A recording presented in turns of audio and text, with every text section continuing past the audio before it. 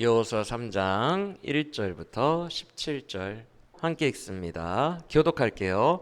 또 여호수아가 아침에 일찍 일어나서 그와 모든 이스라엘 자손들과 더불어 시딤에서 떠나 요단에 이르러 건너가기 전에 거기서 유숙하니라.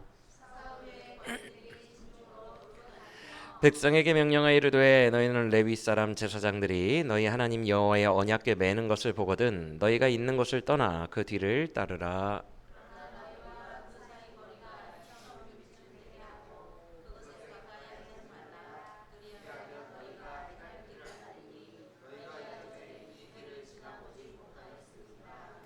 여호수아가 또 백성에게 이르되 너희는 자신을 성결하게 하라. 여호와께서 내일 너희 가운데에 기이한 일들을 행하시리라.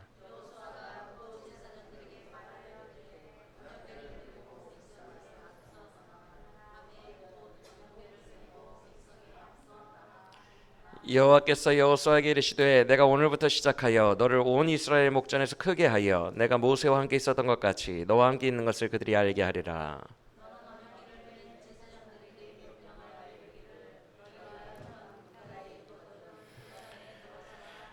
여호수아가 이스라엘 자손에게 이르되 이리 와서 너희 하나님 여호와의 말씀을 들으라 하고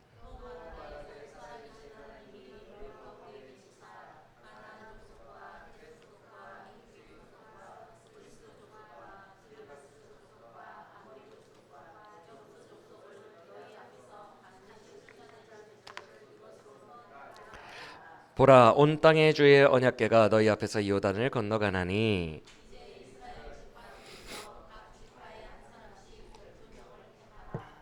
온 땅의 주 여호와의 궤를 맨 제사장들의 발바닥이 요단물을 밟고 멈추면 요단물 곧 위에서부터 흘러내리던 물이 끊어지고 한 곳에 쌓여 서리라.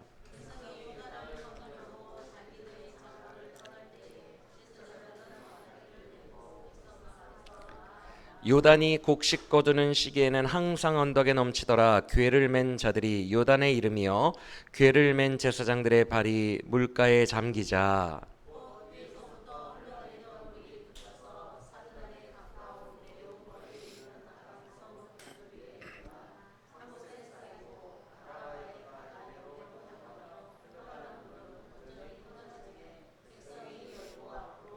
함께 읽을게요. 여호와의 언약궤를 맨 제사장들은 요단 가운데 마른 땅에 굳게 섰고 그 모든 백성이 요단을 건너기를 마칠 때까지 모든 이스라엘은 그 마른 땅으로 건너갔더라. 아멘. 할렐루야. 오늘 우리에게 주신 말씀도 주님의 능력의 말씀이 되기를 간절히 원합니다.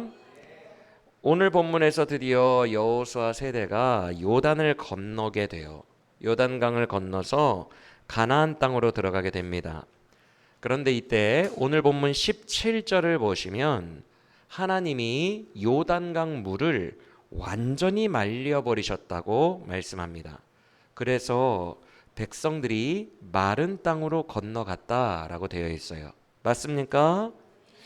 본래 물로 가득 차 있던 곳이 마른 땅이 되고 그 마른 땅을 밟고 건너갔다라는 이 장면 또 어디에 있었는지 혹시 기억나십니까?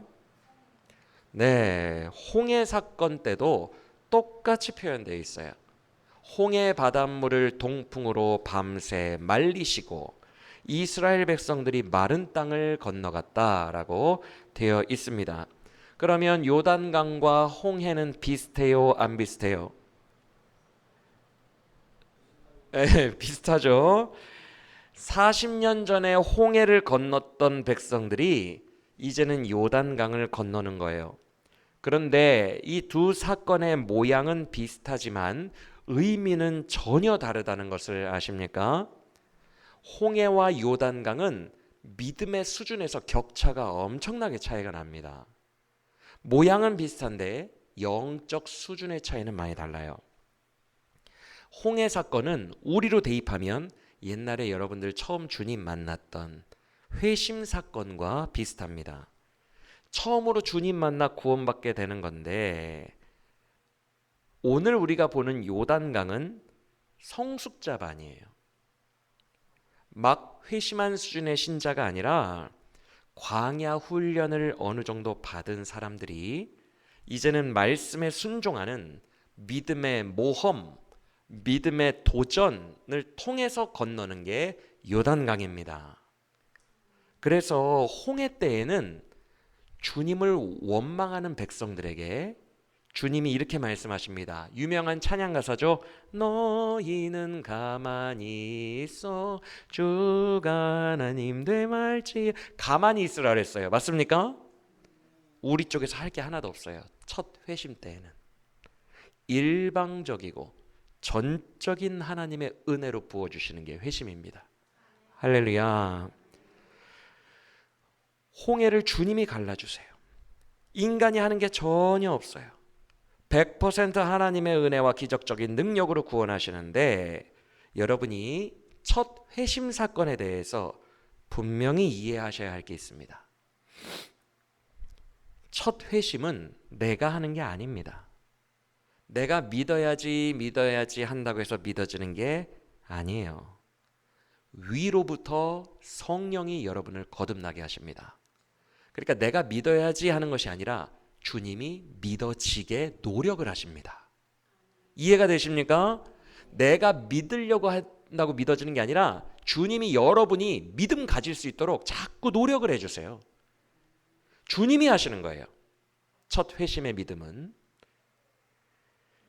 여러분의 마음이 결국 믿어지게 하는 거, 그게 주님의 뜻입니다. 뭐가 믿어져요? 여러분이 하나님의 자녀라는 것을, 여러분을 하나님이 사랑하신다는 것을, 여러분을 위해서 아들 예수님을 보내사 십자가 지게 하셨다는 것을 다 믿어지게 하신다는 거예요. 아까 불렀던 찬양 너는 어느 보석보다 귀하다 했던 말씀 기억하시죠? 보석 정도가 아니라 하나님은 자기의 생명보다도 여러분을 더 귀하게 여기십니다. 생명과도 바꿀 수 있어요. 그래서 아들의 생명을 내어주신 거예요. 생명보다도 여러분을 귀하게 여기십니다. 그게 믿어지게 하시는 거예요. 여러분에게 믿음을 주시는 거예요. 성령으로. 그래서 회심 사건은 믿어지는 역사이지 내가 믿는 역사가 아닌 것입니다. 할렐루야. 그래서 전적인 은혜예요. 우리가 한 게 하나도 없고요. 창세전부터 예정된 여러분을 그게 믿어지도록 성령께서 계속 역사하시는 전적인 은혜가 회심 사건임을 기억하시길 바랍니다. 그래서 홍해 사건은 인간 쪽에서 한 게 하나도 없는데 일방적으로 하나님이 다 하셨고요. 그 결과 쫓아오는 애굽의 전차 부대를 바다에 수장시키시죠. 그렇죠? 이게 홍해 사건이에요. 애굽의 군대가 어떤 군대예요? 이스라엘을 오랫동안 노예로 부려먹었어요. 430년 동안. 맞습니까? 우리로 대입하면 죄와 사망의 권세예요. 죄와 사망의 권세가 우리를 오랜 세월 동안 노예로 부려먹고 있었어요. 이거를 이겨낼 수가 없었고 탈출을 할 수가 없었는데 죄의 권세는 십자가에서 죄의 벌을 예수님이 대신 받으심으로 말미암아 죄의 정죄를 완전히 끝내버리셨어요. 그래서 로마서에서 사도 바울의 고백처럼 죄가 더 이상 너희를 주장하지 못하리니 라고 말씀하시는 거예요. 죄의 권세를 끝내버리시고 거기에서 우리를 노예에서 풀어주신 것입니다. 그러면 사망 권세는요, 부활로 끝내버리신 거예요. 부활하심으로 사망 권세를 끝내시고 우리들 모두에게 생명을 주셨습니다. 할렐루야. 그래서 죄와 사망의 권세의 노예로 살던 우리를 완전히 풀어주시고 그 죄와 사망의 권세를 격파하셨어요. 홍해 바다에서 애굽의 군대를 격파하신 것처럼 완전히 격파하시고 우리를 새로운 곳으로 인도하셨습니다. 그것이 홍해 사건 때 경험하는 회심입니다. 할렐루야. 그래서 우리는 더 이상 죄와 사망에 주장할 수 없어요. 우리에게는 생명과 은혜와 부활이 우리를 주장하기 시작합니다. 믿으십니까? 죽음조차 우리를 막을 수 없어요. 그 어떤 것도 이제 더 이상 우리를 노예로 만들 수 없어요. 우리 안에 계신 성령님이 우리가 죄의 노예가 되려고 하면 십자가의 은혜로 우리를 주장하십니다. 은혜가 우리를 주장하여 우리를 다시 돌려놔요. 우리가 사망의 노예가 돼서 나 죽지 않을까 걱정하고 염려할 때 부활의 생명이 우리를 주장하기 시작하셔서 우리로 하여금 영혼을 보게 하시고 영혼 속에서 자유하게 하십니다. 할렐루야. 이것이 주장하는 거예요. 더 이상 노예로 살지 않도록 성령께서 우리 안에서 역사하시는 거예요. 믿으시길 바랍니다. 이것이 바로 강력한 홍해 사건, 거듭난 사건이에요. 반면에 요단강은요. 요단강은 상당히 달라요. 상황은 좀 비슷해요. 홍해가 넘실거리는 거 우리 인간의 힘으로는 어쩔 수가 없죠. 요단강이 빠르게 흐르고 물이 가득 차 있어요. 수위가 지금 불어나 있어요. 인간의 힘으로 어쩔 수가 없죠. 상황이 어려운 건 똑같아요. 그리고 그 어려운 상황 속에서 주님이 기적을 일으키셔서 문제를 해결하신 것도 똑같아요. 하지만 다른 게 있어요. 인간이 달라졌어요. 제일 먼저 달라진 게 홍해 때는 불평불만을 해요. 홍해 때는 왜 우리를 여기까지 인도해서 죽게 하시느냐라고 불평을 하는데 요단강 사건을 여호수아서에서 보면 단 한마디의 불평도 없어요. 백성들이 달라졌어요. 클래스가 달라진 거예요. 믿음의 수준이 다릅니다. 홍해 때와는 완전히 달라요. 그래서 여호수아가 제일 요단 강물이 불어나 있을 가장 위험한 때에 지금 건너자라고 했을 때 그 누구도 토를 달지 않는 거예요. 엄청난 믿음입니다. 60만 명의 백성들이 그 누구도 토를 달지 않아요. 말도 안 되는 명령을 하고 있는데 원망도 하지 않아요. 이 믿음이 느껴지십니까? 잠잠히 순종하여 홍해를 밟고 건너는 것입니다. 요단을 밟고 건너는 거예요. 즉 홍해와 요단강의 가장 큰 차이는 인간 쪽에서의 믿음인데 홍해 때는 일방적으로 해주셨다면 요단강 수준에서는 내 믿음이 필요해요. 그래서 좀 모험을 해야 됩니다. 두렵고 떨리는 상황에서 배팅하듯 모험을 해야 돼요. 던져야 돼요. 그래야 순종해야 믿음의 모험을 해야 갈라지는 거예요. 홍해 때는 은혜로만 갈라주셨다면 이번에는 순종해야지만 이루어진다는 것을 기억하시길 바랍니다. 엊그제 우리 권사님 중에 한 분을 찾아가서 제가 신방을 했어요. 그때 그 권사님에게 주신 말씀을 제가 나누면서 이런 말씀을 드렸어요. 아, 권사님이나 저나 이제는 진짜 예전과 다른 것 같아요. 이제는 수준이 달라져서 우리가 뭔가 믿음을 먼저 보여야 하나님이 해주시는 단계에 우리가 접어든 것 같아요. 그냥 은혜로 해주시던 게 아니라 이제는 우리의 믿음 보기를 원하시는 것 같아요. 저도 그렇고 권사님도 그렇고 지금 우리 교회에 당면한 많은 성도들의 수준과 문제가 이제는 그냥 은혜로만은 되지 않는 믿음을 보기 원하시는 수준에 이른 것 같아요.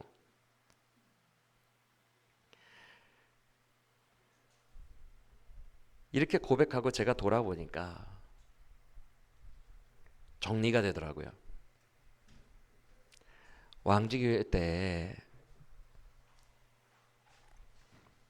왕지교회 때는 주로 어떤 말씀을 많이 선포했었어요? 혹시 기억나세요? 은혜 설교 많이 했어요. 은혜 설교. 무조건 하나님이 다 해주시는 게 복음이다. 일방적으로 다 해주시는 게 복음이다.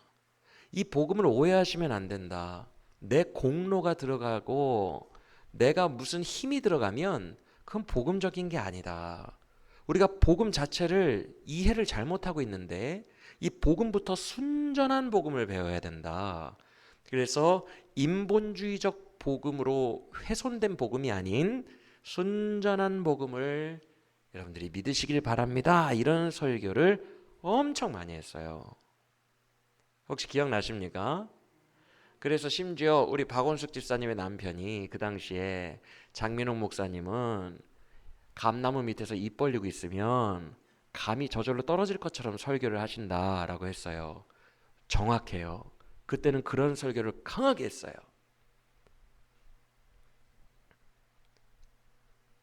그때 그런 시절이었기 때문에 그래요.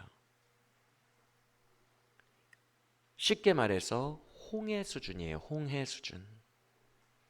홍해를 건너려면 내가 원망을 하던 말던, 내가 믿던 말던, 안 믿던 말던 주님이 다 갈라주시고 다 수장시켜 주시고 다 인도하십니다. 그게 회심 사건이에요. 일방적이고 전적인 하나님의 은혜.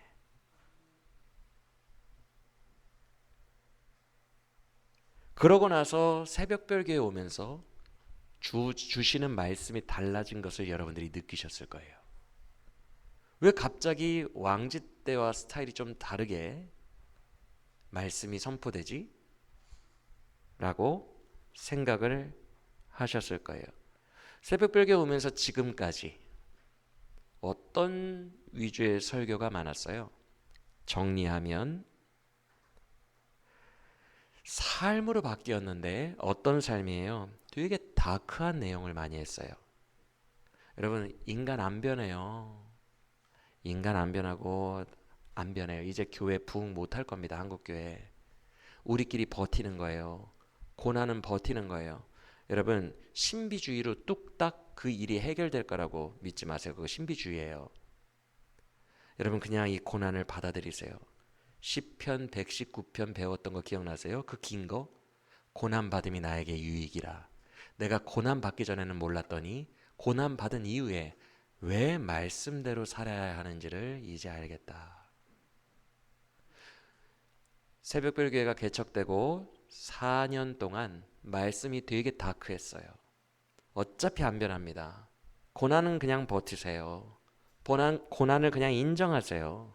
우리 인생에 꽃길만 있는 거 아니에요. 하나님이 우리에게 광야의 시기를 주십니다. 그러면서 광야 노래도 부르고 연중 찬양으로 광야 찬양도 부르고 이런 말씀들이 되게 많았어요. 혹시 정리가 되시고 기억이 나십니까? 왜 그랬어요?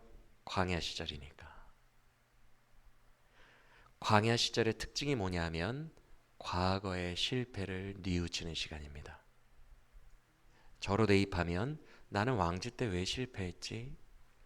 여러분으로 대입하면 나는 그때 왜 안 됐었지?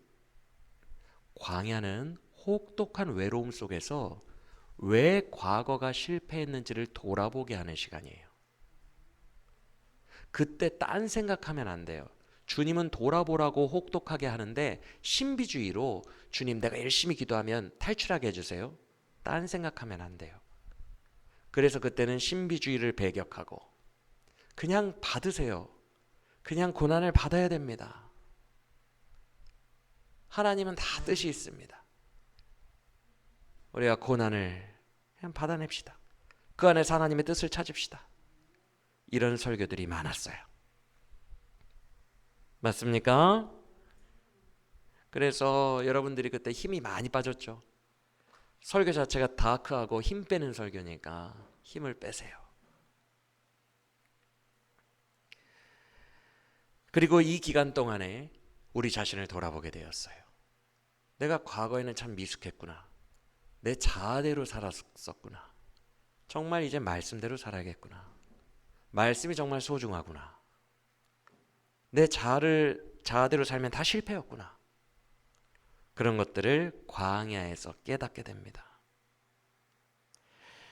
저는 저대로, 또 제가 지켜본 여러분은 여러분대로 각 사람들을 이렇게 보면, 성도님들을 보면 새롭게 과거를 정리하고 인식하는 시간들을 보내신 것 같아요. 맞아요? 저만 그런가요? 여러분도 그런가요? 광야를 지나며 그런 것들을 깨닫게 되는 거예요. 그러면 이제 오늘날 우리 교회와 우리 교회의 모든 구성원들의 수준이 어디에 이르렀을까? 요새 말씀이 갑자기 스타일이 바뀐 거 여러분들도 느끼십니까? 수영록 교회 전후로 완전히 바뀌었죠. 왜 바뀌었을까? 우리에게 요구하시는 수준이 광야를 지나 요단강 앞에 섰기 때문에 그래요. 할렐루야. 과거에는 신비주의를 배격하는 말씀을 했어요. 광야를 지날 때는 용한 걸로 벗어날 생각하지 마시고 그냥 매 맞으세요. 그런 말씀을 많이 했는데 이제 말씀이 바뀌었어요. 여러분, 기적이 일어날 겁니다. 여리고가 무너질 겁니다. 하나님이 하실 것입니다. 할렐루야. 믿으십니까? 이제 놀라운 하나님의 역사가 일어날 거예요. 광야 시간을 통해 우리의 미숙함과 우리의 잘못된 것들과 그런 것들을 회개하고 돌아보게 되었으니 이제는 주님과 함께 옳은 방법으로 믿음으로 걸어갈 때가 도래했음을 믿으시길 바랍니다. 이제는 어둠의 세력이 파하여질 겁니다. 할렐루야. 사람이 변화될 겁니다. 거룩해지고 우리를 거룩하게 살아갈 힘과 두려움 없는 믿음을 주실 것입니다. 할렐루야. 이런 말씀들이 이제 선포되고 있다는 것을 여러분들 약간 느끼십니까? 이것이 우리 교회의 신학이 변하고 목사님이 들쑥날쑥한 게 아니에요. 제가 생각하는 복음과 색깔은 여전히 똑같습니다. 여러분들이 아시겠지만 신학이 변화무쌍한 것이 아니라 우리의 수준과 주님의 양육하시는 단계가 바뀌고 있는 거예요. 믿으십니까? 여러분, 이제부터 우리는 기적의 길을 걸어가야 됩니다. 이제는 승리의 길을 걸어가야 되고 하나님이 능력을 벌이시는 그 일을 걸어가야 합니다. 여호수아 세대가 전진하며 점령했던 승리의 길을 이제부터 걸어가기를 원합니다. 그러면 이렇게 질문하시는 분이 계세요. 저는 아직 좀 더 광야를 걸어야 될 것 같은데요. 아직 준비가 안 된 것 같습니다. 이렇게 생각하시는 분들도 있을 거예요. 그런데 놀랍게도 저도 그래요. 왜 자꾸 이러냐면 나 자신을 바라보기 때문에 그래요. 믿음은 하나님을 보는 거거든요. 근데 자꾸 나의 상태를 보려고 하니까 아직요 이렇게 생각해요. 그런데 우리가 여호수아 1장에서 배웠죠. 여호수아야 일어나서 이제 요단을 건너 가라. 너는 너의 때가 아닌 것처럼 느껴지지만 내가 볼 때는 지금이다 라고 말씀하시는 거예요. 할렐루야. 이제는 믿음으로 하는 거예요. 믿음은 하나님을 보는 거예요. 이때가 주님의 때임을 믿으십니까?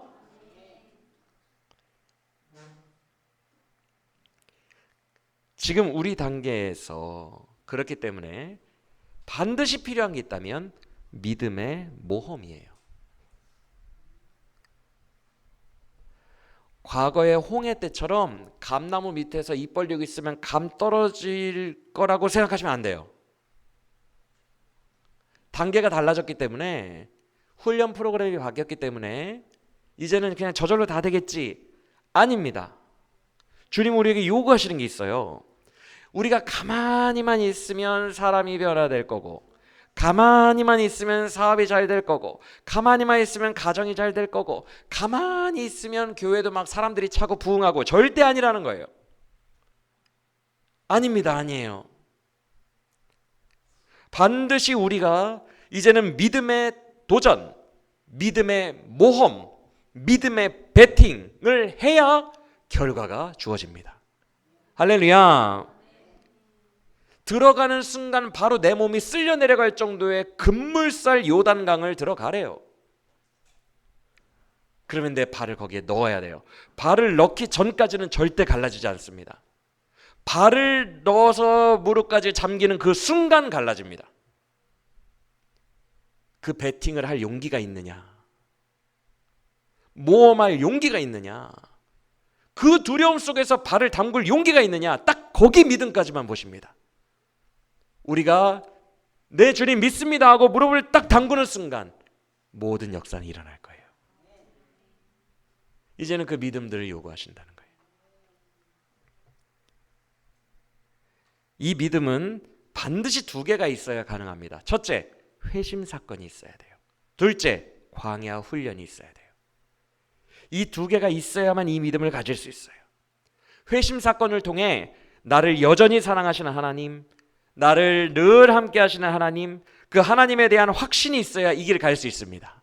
맞습니까? 나에게 선하시고 나를 사랑하시는 하나님에 대한 확신 없으면 믿음이 발생하지 않습니다.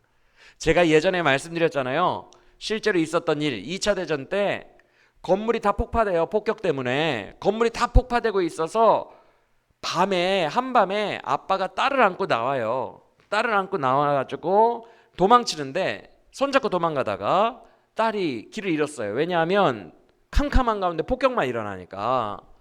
근데 거기에 폭격으로 큰 구덩이가 파였어요. 아빠가 그 밑에 이렇게 숨었어요. 들어갔어요. 근데 아빠가 어디로 갔는지를 애가 못 찾아.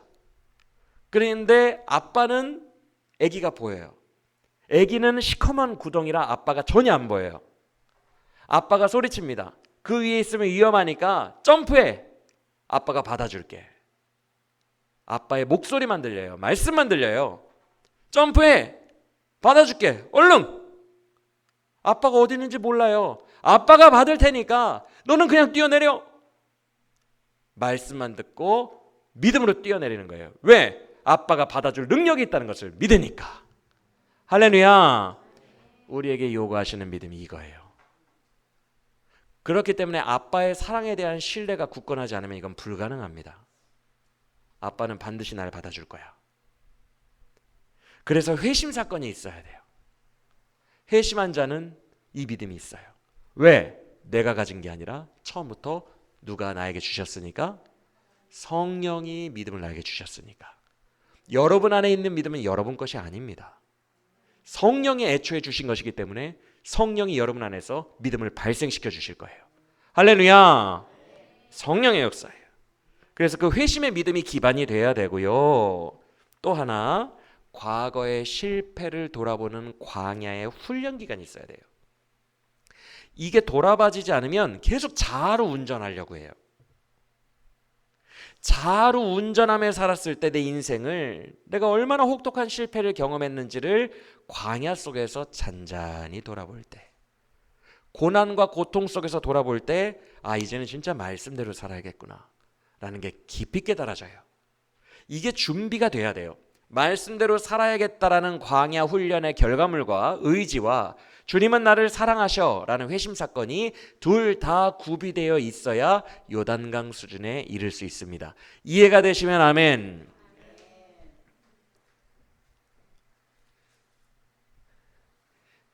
우리는 이 두 가지가 준비된 자들인 줄 믿습니다. 이제는 믿음이에요. 믿음으로 요단강을 도하는 거예요. 우리 앞에 쫙 펼쳐진 저 승리의 땅, 가나안 땅으로 진군해야 하는 것입니다. 할렐루야. 과거의 실패를 통해 지극히 약해져 있는 내 모습 같지만 아니에요. 이때가 하나님의 때이고 이제는 믿음으로 승부할 때가 도래한 것입니다. 내가 강하면 믿음으로 승부하지 않습니다. 내 주먹으로 승부하지. 내가 지극히 약해져 있고 실패를 경험한 이 자리가 믿음으로 승부할 때임을 믿으시길 바랍니다. 이제 믿음으로 승부할 거예요. 내가 할 수 있는 거라고는 이제 없다는 것을 광야에서 깨달았어요. 내 힘으로 할 수 있는 게 하나도 없다라는 것을 고통 중에 깨달았어요. 그래서 이제는 하나님만을 의지합니다. 믿음으로 승부합니다. 그게 광야 훈련을 통과한 사람의 자각이에요. 맞습니까?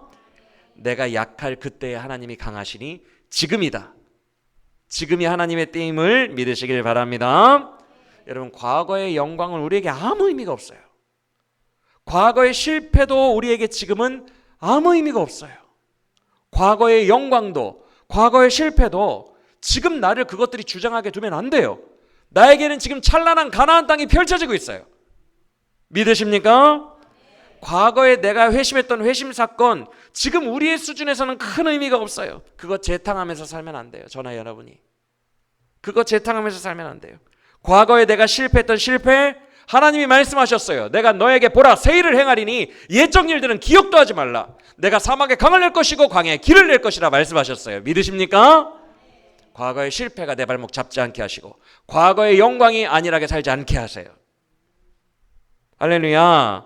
우리가 바라봐야 할 것은 우리 앞에 놓인 미래이지 과거가 아니에요. 우리가 지난 시간에 정탐꾼과 라합 이야기 배웠죠? 그때 라합이 정탐꾼들에게 뭐라고 얘기하죠? 당신들이 과거에 홍해를 갈랐던 소문을 우리가 들었어요. 당신들이 과거에 요단 동편의 두 왕을 무찔렀다는 소문을 들었어요. 그 과거의 일들 때문에 오늘 우리의 간담이 녹았습니다라고 고백했어요. 맞습니까? 근데 다 과거 사건이에요. 그들이 두렵게 여기는 거 과거 사건이고 옛날에 맛보았던 이스라엘의 영광이에요. 그거는 과거일 뿐이고 이제 그들 앞에서 그들에게 우리가 들어왔다는 것을 증명하는, 그들에게 여호와의 나라가 임하였다는 요단강을 밟는 일이 필요합니다. 할렐루야. 우리는 지금 새 길 앞에 놓여 있어요. 그리고 이 길은 과거에 경험해 본 적 없는 완전한 미지의 세계예요. 그러니까 베팅 이야기를 한 거고 모험 이야기를 한 거고 용기 이야기를 한 거예요. 미지의 세계예요. 미지의 세계. 한치 앞이 보이지 않아요. 그래서 되게 두려워요. 함께 4절 읽어보겠습니다. 4절 시작.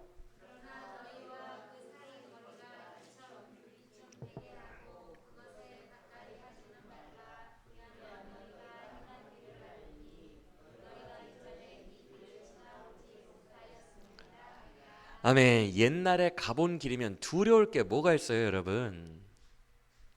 근데 옛날에 못 가본 미지의 세계래요. 그러니까 너무 두려운 거예요. 여러분, 우리에게 과거의 영광도 실패도 아무 의미 없어요. 과거에 했던 일들과 그 방식들 이제는 아무 의미 없다고요. 그걸로 승부하는 게 아니에요. 아무것도 보이지 않는 되게 두려운 한치 앞을 모르는 미지의 세계로 믿음으로 전진하는 거예요. 그게 우리 앞에 놓인 지금 수준입니다. 할렐루야. 4절을 마지막에 너희가 이전에는 이 길을 지나보지 못했대요. 여러분, 예전 방식으로 돌파 못합니다. 새로운 방식으로 해야 됩니다. 여러분의 삶에 놓인, 여러분이 만약 오늘 말씀이 진단하는 수준에 이르신 성도라면 이제는 옛날 방법 쓰시면 안 돼요. 그것 때문에 광야 지나왔잖아요. 옛날 방법 쓰다가 고통당해서 이제 정신 차리고 이제 깨달았잖아요. 내 방법으로는 절대 안 된다는 것을. 이제는 믿음으로 승부해야 돼요. 하나님의 능력으로 해야 돼요. 할렐루야. 4절 보세요. 여호수아가 뭐라고 합니까? 너희가 예전에 못 가본 길이지만 너희가 행할 길을 알게 하시겠다라고 말씀합니다. 맞습니까? 얼마나 큰 위로가 됩니까? 우리가 행할 길이 뭔지를 알게 하시겠대요. 이제는 새 방법을 알려주시겠다는 거예요. 새 방법. 그리고 그 새 방법은 바로 믿음의 방법이에요. 모험하고 도전하는 거예요. 할렐루야. 저도 여러분도 모험을 해야 돼요. 승부를 걸어야 돼요. 모험에는 리스크가 따릅니다. 리스크가 얼마나 두렵습니까? 그 리스크를 하나님의 말씀으로 잊어버리고 주님의 말씀만 붙들고 모험해야 돼요. 눈 딱 감고 발을 요단강에 밀어 넣어야 됩니다. 할렐루야. 그러면 여기까지 듣고 나서 조금 헷갈리시는 분들이 있을 거예요. 무슨 모험을 해요, 내가 지금? 어떻게 모험을 합니까? 그냥 아무데나 베팅하고 아무데나 모험하고 발 담그면 되는 건가요? 무조건 위험한 짓 하면 되는 건가요? 위험한 짓, 리스크가 많은 짓? 아니죠. 4절을 다시 보시면 어떻게 하면 행할 길을 알게 될 거랍니까? 3절부터 눈으로 보세요. 3절부터 여호와의 언약궤가 너희 앞에 전진하고 있으면 그 언약궤를 따라가라. 그런데 좀 거리를 두고 멀리서 쫓아가라. 2000규빗 정도 거리 두고 쫓아가다 보면 너희가 행할 길을 알게 될 거다. 맞습니까? 언약궤가 뭐예요? 성막 제일 안쪽에 있던 가장 중요한 거죠. 그렇죠? 증거궤라고도 불리고 법궤라고도 불려요. 성경에 다른 이름으로도 나와 있어요. 그런데 여호수아서에서는 언약궤라고 돼 있어요. 증거궤라고 써도 되고 법궤라고도 써도 되는데 왜 언약궤일까? 언약궤는 말씀을 상징해요. 여러분에게 하신 하나님의 언약입니다. 그 언약의 말씀이 우리의 삶에 앞서가시니까 그 뒤만 쫓아가다 보면 너희가 행할 길을 알게 될 거래요. 미지의 세계에서도 뭘 해야 되는지, 어디에 모험을 걸어야 되는지 알게 될 거래요. 누구 뒤만 쫓아가면? 언약궤, 말씀 뒤만 쫓아가면 알게 될 거라고 말씀하십니다. 할렐루야. 즉 내 인생에 두려운 미지의 세계 속에서 아무데나 막 발 담그고 아무데나 무모한 모험을 하라는 게 아니에요. 정확하게 하나님의 말씀이 인도하시는 길을 가라고 하시는 거예요. 여러분의 앞에 이미 말씀이 가고 계세요. 언약궤가 믿으십니까? 제가 2주 전 말씀에 학생부와 관련해서 하나님이 몇 년 동안 인도했던 그 표징들, 지점들을 제가 하나씩 정리를 해드린 적이 있어요. 기억나세요? 뭐 이때는 이렇게 말씀하시고 이때는 이렇게 말씀하시더니만 이렇게 학생부가 왔네요. 이렇게 정리했어요. 왜 그걸 정리했죠? 주님의 말씀은 여러분의 삶 속에서도 계속 가고 계세요. 이리로 갔다가 이리로 가는 게 아니라 계속 가고 계신다고요. 되게 일관되세요. 그리고 그 언약의 말씀들로 계속 한 지점마다 여러분에게 레마의 말씀으로 말씀하고 계셨어요. 할렐루야. 믿으십니까? 그 말씀이 파노라마처럼 여러분에게 일관되게 쫙 정리해 주시고 지금도 그 말씀이 앞서가고 계시다는 것을 믿으시길 바랍니다. 말씀은 늘 여러분과 함께 하셨어요. 딱 900m 앞에 2000규빗이 900m거든요. 900m 앞에 여러분의 말씀이 지금도 가고 계시다고 생각하시면 돼요. 믿으십니까? 그 말씀이 가고 계신 방향에 믿음으로 그물 던져야 하는 거예요. 아무데나 던지는 게 아니라 그물을 주님이 내 오른쪽에 던져라, 지금 던져라, 딱 그 위치다 라고 하실 때 던지는 거예요. 할렐루야. 그때의 믿음으로 나를 던지면, 그 모험 미지의 세계로 믿음으로 나를 던지면, 아빠가 점프해 믿음으로 나 자신을 내 던지면 그때 요단강이 갈라지고 그때 여리고성이 무너지는 거예요.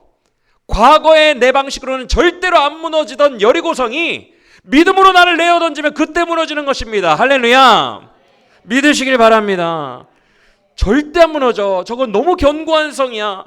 저거는 나에게 좌절만 줬어 했던 것들도 믿음으로 하나씩 정복해 나가는 거예요. 여호수아 세대처럼 우리가 그런 연전연승으로 격파하는 여호수아 세대가 되기를 간절히 원합니다. 여호수아 세대는 어떤 문제를 만나도 다 이겼어요. 늘 만나는 문제의 종류가 달라도 다 이겼어요.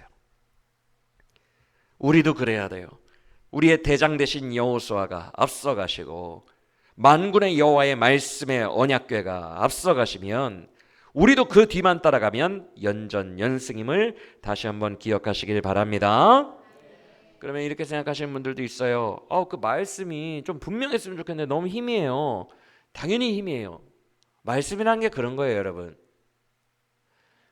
언약궤와 몇 미터 차이를 걸어가라 그랬죠? 900m. 여러분, 우리 어렸을 때 100m 달리기 하면 저쪽 결승선에서 깃발 들고 선생님이 흔들고 계세요. 그렇죠? 그 선생님 표정 보이신 분. 저는 어렸을 때 눈이 1.5, 1.0이었거든요. 안 보였어요. 표정이 안 보여요. 무슨 표정을 짓고 계신지. 불과 100m도 표정이 안 보여요. 900m면 여기서 저 멀리 아파트 단지도 900m가 될래나? 사람의 형체가 잘 보일까요?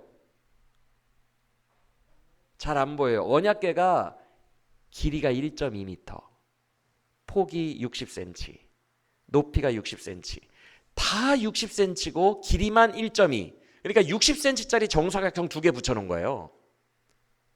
그러면 1.2m짜리가 900m에서 보일까요? 안 보일까요? 거의 안 보인다고 보시면 돼요.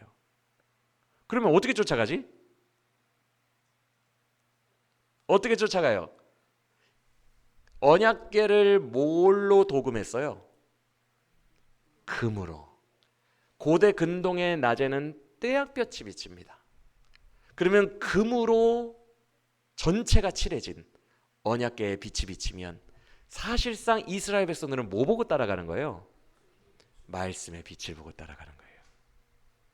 저 멀리서 반짝반짝반짝하는, 그게 우리 기독교인들이 가는 인생이에요. 절대 확 잡히지가 않아요. 확 잡혔으면 좋겠는데 오늘도 목사님이 말씀 전하시면 확 잡히는 말씀을 주실까? 확 잡히면 좋겠는데 약간 추상적이야. 방향은 알겠어요. 대략 어느 방향으로 내 인생을 걸어가야 되는지는 대략은 알겠는데 확 잡히질 않아요. 근데 그렇게 쫓아가는 게 우리의 인생이에요. 할렐루야.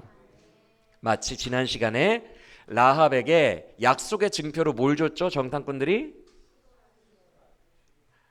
이거를 걸어놓으면 우리가 보고 안 죽일게. 받았더니 실오락이야. 이걸 창문에 묶어놓으래. 이걸 누가 봐요? 이걸 현미경으로 봐야지. 창문에 그거 걸어놓는다고 해서 뭘 보여요?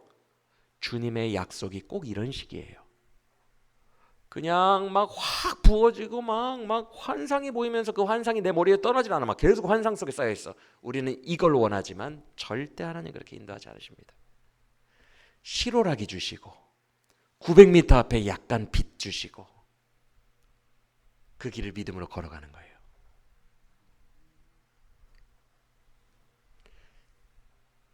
여러분, 믿음이 없이는 하나님을 기쁘시게 하지 못한다고 했습니다. 히브리서 11장 2절 맞습니까? 믿음이 없이는 하나님을 기쁘시게 할 수가 없어요. 믿음이 왜 하나님을 기쁘시게 할까요? 그 믿음을 보이기에 환경이 상당히 안 좋기 때문에 그래요. 여러분, 제가 이 방석 밑에 10,000원짜리를 100장을 깔아놨어요. 100만 원. 근데 방석을 딱 보여줬어. 서 권사님, 방석 밑에 100만 원.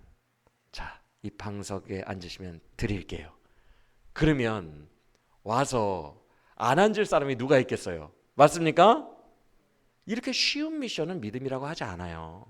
환상을 막 보여주시고 막 환상이 막 늘 있고 막 신비롭게 막 엄청 꽉 잡히고 너무 분명하고 그건 믿음으로 쳐주시지 않습니다. 그건 믿음이 아니에요. 다 보여주고 다 공개하고 그게 뭔 믿음이에요? 감춰야 믿음이지. 그래서 믿음은요 두근두근거리는 모험이에요.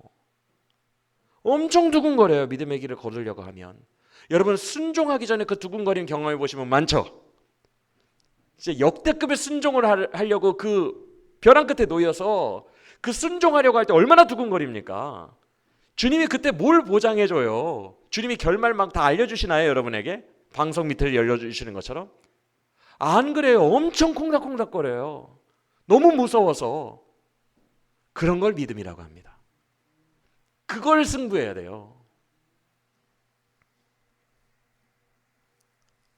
여러분, 이제 우리의 단계는 믿음이 없이는 하나님이 기뻐하시지 않고 믿음이 없이는 역사가 일어나지 않아요. 할렐루야. 그러면 이렇게 질문하는 분이 또 계실 거예요. 그래요, 맞아요 목사님, 저도 말씀이 자기 반짝반짝 빛날 정도로 진짜 희미하게 보여요. 그러니까 두려움이 너무 커요. 순종하기 어려워요. 이렇게 얘기하시는 분들 계세요. 이럴 때는 어떻게 해야 돼요? 이럴 때 필요한 것은 오직 기도예요. 오직 기도. 기도밖에 없어요. 기도하면 하나님이 그 길이 맞다라고 나에게 확증시켜줘요. 기도 외에는 성령이 나에게 그걸 알려주질 않아요. 기도해야 돼요.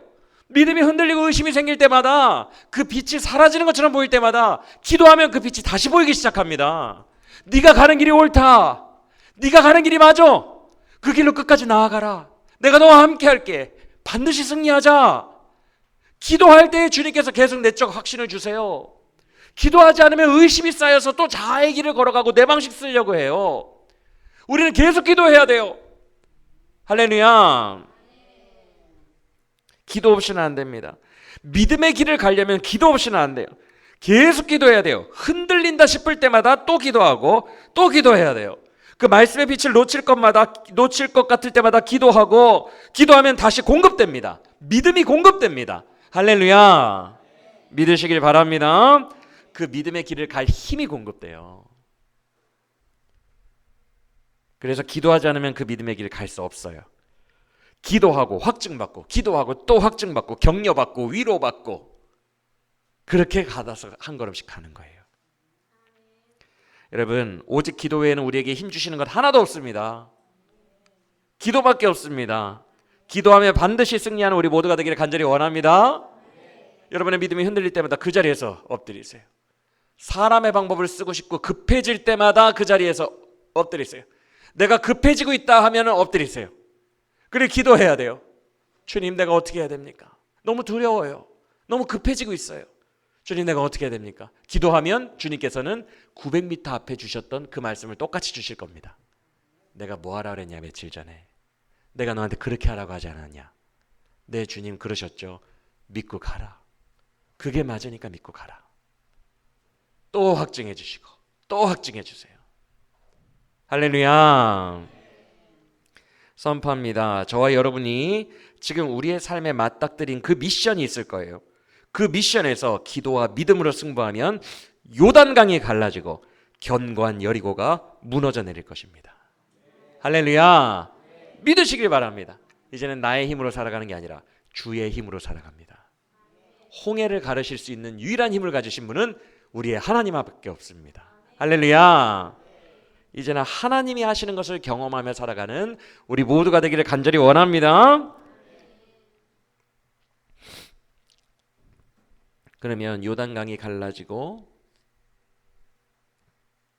놀라운 승리가 우리에게 주어질 텐데, 그 승리의 현상이 중요한 게 아니라, 그것도 중요하지만 그것만 중요한 게 아니라 그 요단강 현상을 통하여 우리에게 두 가지의 영적 결과물을 주실 겁니다. 그걸 주님이 오늘 약속하십니다. 먼저 7절 여러분께서 읽어보겠습니다. 7절 시작.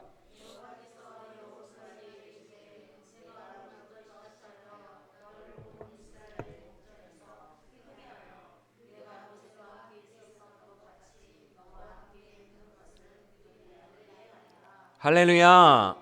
이것이 첫 번째 하나님의 언약입니다. 여러분이 지금 당면한 미션이 있죠? 거기에서 믿음과 기도로 순종으로 승부하면 어떤 결과물이 일어나는데, 여러분 주변에 있는 사람들이 여러분을 인정하게 될 것입니다. 여러분을 그들의 목전에서 높여 내가 너와 모세와 함께 있었던 것처럼 너와 함께하고 있다는 것을 온 백성 앞에서 드러내 주겠다라고 말씀하십니다. 할렐루야. 이 언약이 여러분에게 성취될 줄 믿습니다. 내 힘으로 높아지는 것도 아니고 내 힘으로 사람들 변화시키는 것도 아니고 감동시키는 것도 아닙니다. 주님이 나를 높여주시고 그들의 목전에서 상을 차려주시고 원수 앞에서 나를 바위 위에, 튼튼한 바위 위에 올려주시는 것입니다. 할렐루야. 그러면 모든 사람이 알게 될 것입니다. 저 사람은 모세처럼 여호와가 함께하는 사람이야. 믿으십니까? 또 하나의 언약 읽어보겠습니다. 10절 시작.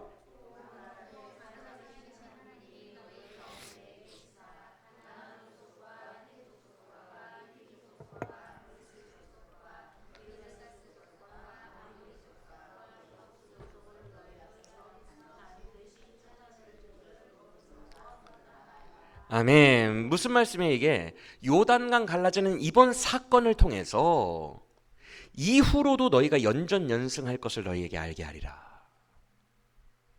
이후로도 그 어떤 대적들이 너희 앞에 새로운 미션들이 오더라도 이런 방식으로 내가 너희와 함께하여 반드시 최종 언약 가나안 땅 전체를 너에게 주겠다라는 것을 내가 반드시 이루게 될 것을 너희가 알게 되리라. 할렐루야. 말씀을 마칩니다. 여러분, 저로 대입하면 여러분에게 맨날 학생부 얘기하니까 아유 요새는 목사님은 우리들은 신경도 안 쓰고 학생부만 생각하나 봐, 이렇게 여러분들도 좀 느껴지시죠? 여러분은 신경 안 쓴 게 아닙니다. 지난 주일인가 제가 나는 기억이 안 나는데 주님께 제가 그런 고백을 했어요. 학생부 아이, 새로 들어온 학생부 아이들보다 기존 교인들이 더 소중합니다. 제가 하나님 앞에 고백했어요. 여러분이 더 소중해요. 그런데 지금 제 신경은 잠깐 그쪽에 많이 가 있어요. 여러분도 느끼시겠지만 자세한 얘기는 안 합니다. 그게 지금 당면한 저의 미션이에요. 여러분, 여호수아 세대가 요단강만 건너면 인생 끝난 거 아니죠? 그 뒤에 여리고성이 있었고, 그 뒤에 아이성과 베델성이 있었고, 그 뒤에 남부 연합군과의 전투가 있었고, 그 다음에 북부 연합군과의 전차부대와의 격전이 있었어요. 그렇죠? 날마다 새로운 미션들. 예전에는 경험도 못 해본 것들이 계속 와요. 지금 저의 당면한 미션은 학생부인 것 같아요. 신경이 자꾸 글로 가는 거 보니까. 근데 학생만 사역하고 끝나지는 않을 거예요. 그 뒤에 다시 여러분도 사역하고 또 새로운 어른들도 밀려 들어올 거고 교회에 새로운 일들이 계속 일어날 거예요. 그때그때마다 미션이 달라진다고요. 지금 저의 미션은 학생부예요. 저는 이 미션을 믿음으로 갈 겁니다. 그러면 하나님이 오늘 언약하신 대로 요단을 가르시고 학생 아이들 앞에 제 매력으로는 어필이 안 됐던 것을 하나님이 보여주시리라고 믿습니다. 여러분도 여러분의 미션이 있죠? 저는 간단하게 끝냈지만 여러분도 여러분의 미션이 있어요. 믿음으로 돌파하시길 바랍니다. 포기하지 말고 믿음으로, 기도로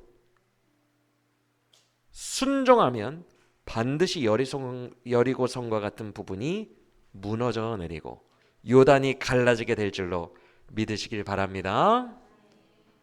그 사건을 통해 여러분과 하나님이 함께 하신다는 것을 증거하시고 여러분의 인생 전체에 하나님이 너와 언약한 것을 다 이루기 전까지 내가 너를 떠나지 아니하리라 라는 하나님의 신실하심을 여러분이 알게 될 줄로 믿으시길 바랍니다. 반드시 하십니다. 오늘 본문 11절과 13절에 온 땅의 주라는 얘기가 나와 있어요.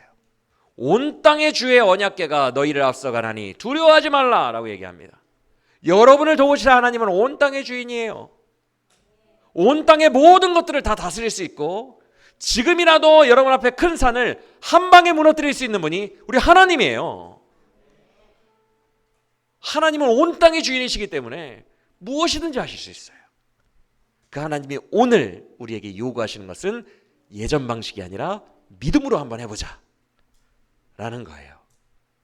그리고 우리의 믿음을 하나님이 기쁘게 받으시고 영광 받으신다는 것을 믿으시길 바랍니다. 여러분 믿음의 도전을 승부합시다. 두 가지는 지금 당장 합시다. 첫째, 여러분 앞에 900m 앞에 가는 그 말씀이 뭔지를 분별합시다. 아마 이미 말씀하셨을 거예요. 그것을 기도하면 어떤 건지 깨닫게 하실 거예요. 이미 말씀하셨을 거예요. 발견될 겁니다. 기도하면. 그리고 또 하나, 믿음의 여정은 기도 없이는 절대 갈 수 없으니까 기도를 통해 믿음을 다져서 반드시 여러분 앞에 놓인 우리의 첫 번째 미션, 이 미션을 승리하여 그 다음부터는 연전연승하며 나아가는 여호수아의 군대가 되기를 예수님의 이름으로 간절히 축원합니다. 우리 앞에 가나안이 활짝 열릴 것입니다. 이 첫 번째 미션에서 반드시 승리합시다. 우리 앞뒤 옆 사람과 인사합시다. 믿음으로 승리합시다. 할렐루야.